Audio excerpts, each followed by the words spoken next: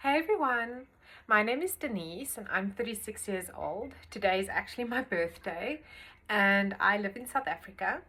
And the reason why I want to make this video is so that I could basically educate all the females out there in the world who are going through similar procedures and just do a comparison between a laparoscopic surgery as well as a laparotomy. I've noticed through my own experiences that there's a lot of videos out there talking to laparoscopic surgeries, but not a lot that talk to laparotomies, and also not a lot that do the comparison between a laparoscopic and a laparotomy surgery. And so that is what I want to give you guys, is that type of comparison. So on Wednesday the 27th of August, I'm actually going for my laparotomy. So that is open abdominal surgery to remove a 15 centimeter cyst on my right ovary. But before we touch on that, I just want to explain to everyone what happened to me about a year ago. So a year ago, around about July, I was diagnosed with an 8 by either 6 or 7 centimeter cyst on my left ovary. And this needed to be laparoscopically removed. The doctor picked this up just by chance when she examined me at my annual gynae appointment. At that time she wasn't quite sure what it was, because it had like a lot of septations, and it had like a lot of different compartments in it, and some of the walls were quite thick, and so she did also send me for some blood work where they test for cancer markers. I think it's called the CA125 test, and that also luckily came back negative. The doctor also prescribed some medicine. I think it's called progesterone or something to that effect, just to see if it would perhaps shrink my cyst, which it obviously didn't. And she basically gave me a week and nothing happened. I think I saw the following Monday, and the Wednesday she basically operated on me. Now, I haven't had surgery like that in many years. I think the last time I had surgery was when I was around 16 or 18 years old for wisdom teeth removal. But I must be honest, I don't remember being that anxious about it. But this was obviously different because it was on my lower, on my abdomen, and your tummy is quite a sensitive part of your body, and there's also like a lot that can go wrong. And I was extremely nervous and extremely emotional and anxious about it. I think the thing that I also did wrong going through that whole process was I watched a lot of YouTube videos where people or females like really scared me into having this surgery. And I think that if you watch the wrong type of video, it can cause a lot of anxiety, and that is definitely what I don't want to achieve with my particular videos. With my videos, I really just want to educate the individual, the female, and like make them feel empowered when they're going to theatre, that they know exactly what's going to happen. I want to be honest about the pain, and also like just give a little bit of advice in terms of what worked for me and what did not work for me. So my surgery a year ago was scheduled for, I think it was around 1 o'clock on that Wednesday in July 2024.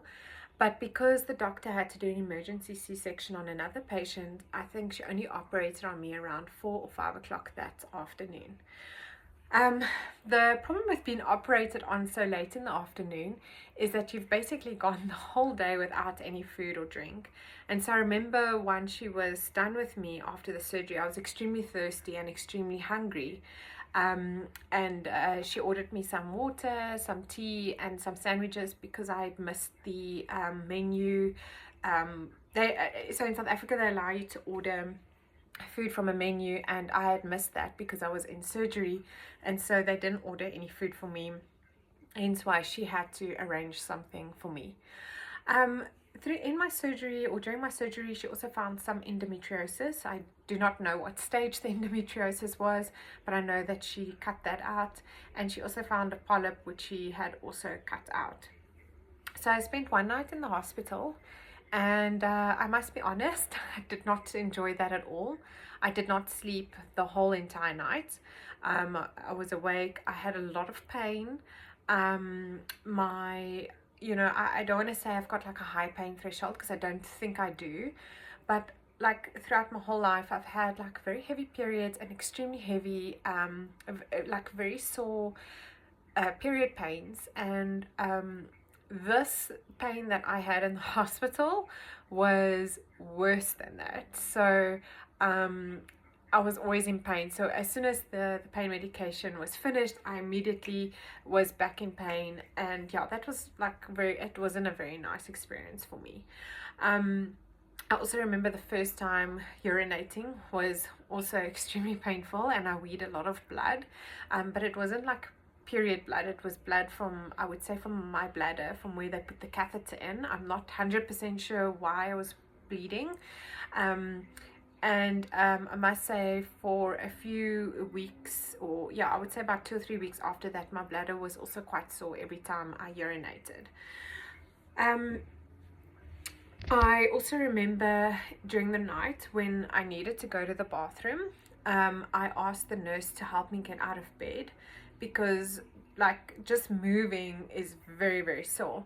And I remember she helped me stand up, and I also felt like fainting, and that was a really terrible experience. So in the hospital they do teach you how to get up so that you don't hurt yourself, where you sort of like lie on your side and then you swing your legs over the bed, and then you use your arms and you push yourself up, because you don't really want to use your abdominal muscles, but that is kind of impossible because you use your abs for everything.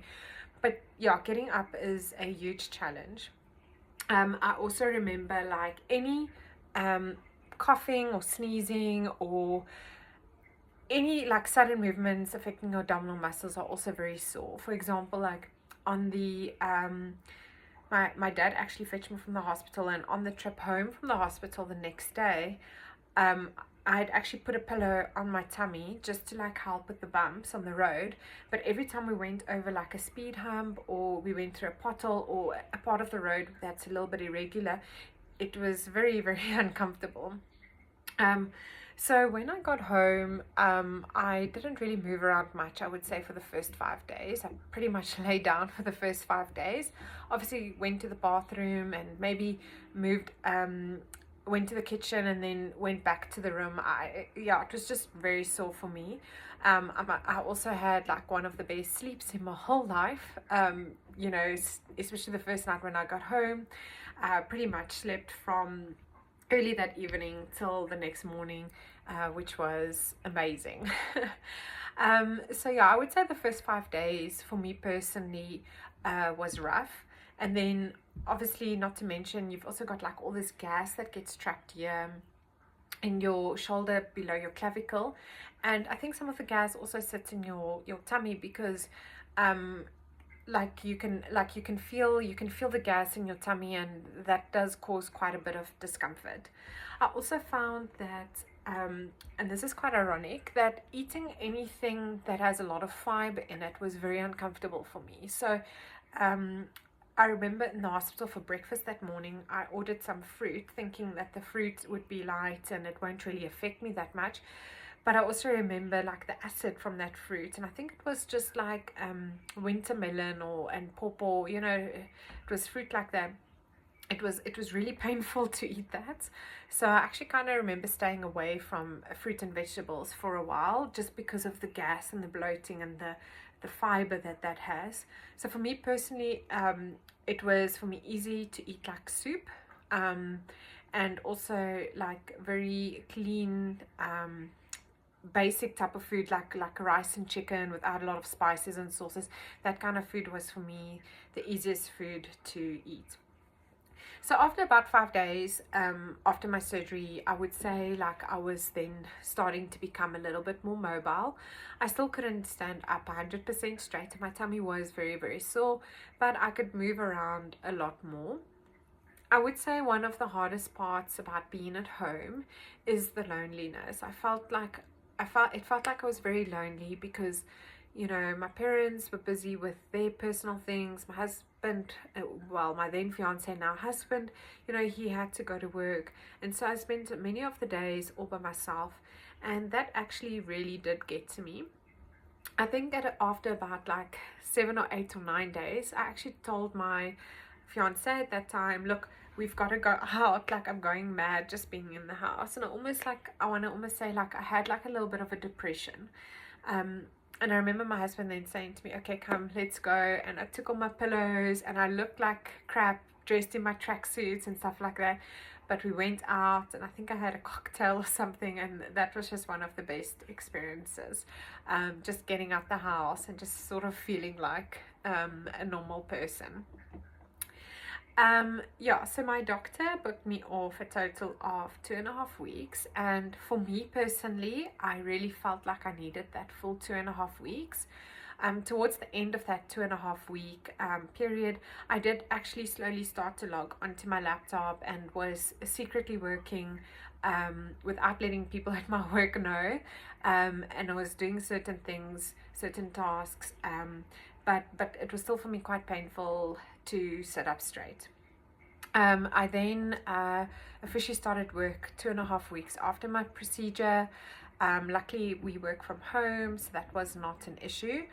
I did find still, even after that, like any sudden movements, or like sometimes you get like this twitching in your tummy, I couldn't do any, like that was for me quite painful, but not unbearable, but it was uncomfortable.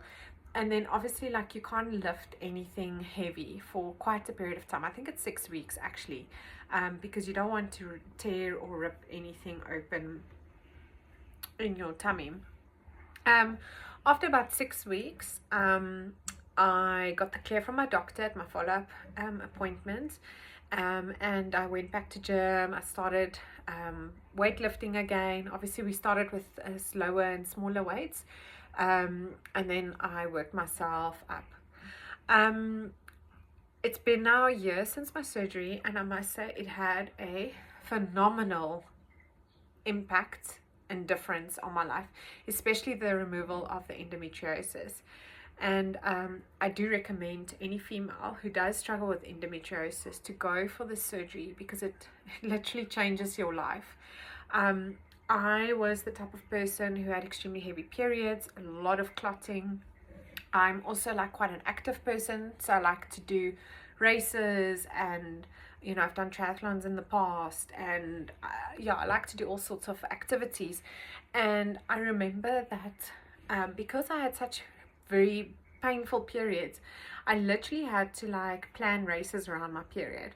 So if I, for example, saw that I was going to run a race and it was going to fall either on the day before my period or maybe 2 or 3 days after my period, I actually wouldn't ever even enter into that race, because my period pains were that bad that I would not have been able to finish the race anyway.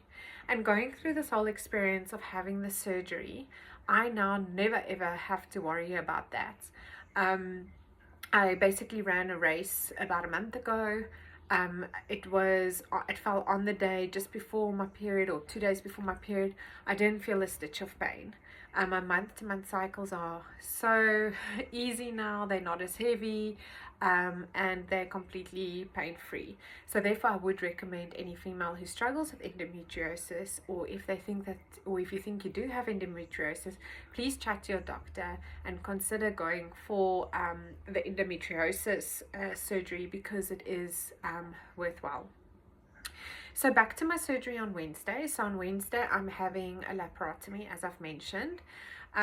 This was diagnosed last week Monday, when I went for my annual gynae appointment, and she found the 15 centimeter mucinous cystadenoma on my right ovary. So this is the same type of cyst that I had on my left ovary. I must say this time round I'm not as anxious, I'm not as nervous. I think it's because I've been through the whole thing and I know what it's like. I'll obviously be nervous on the day, but for now I'm just trying to not think about it and to be as prepared as what I can be. I will also be making a follow-up video in terms of what I think you should pack in your hospital bag, what type of clothes I think you should wear.